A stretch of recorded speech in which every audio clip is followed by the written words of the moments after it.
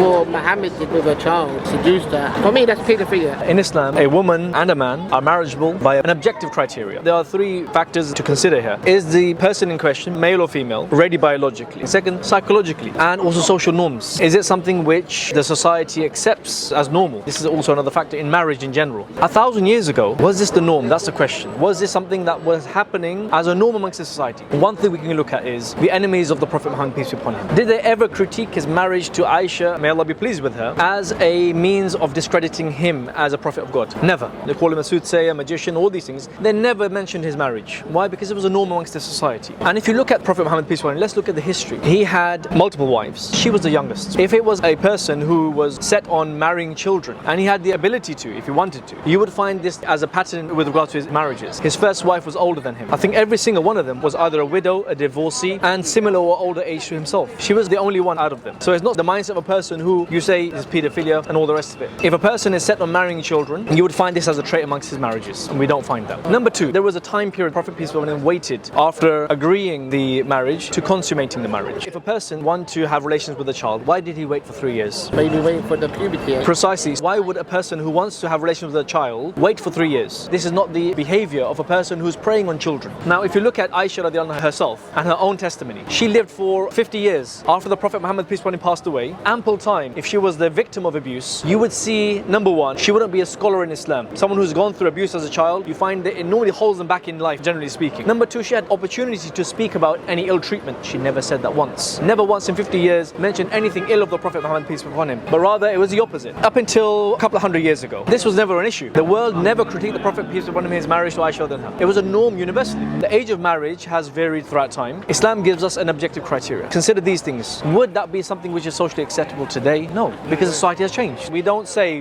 what we deem today to be unacceptable, then we superimpose that on 1,000 years ago and say what they did was wrong at that time. For them it was right. For them this was perfectly normal and perfectly acceptable.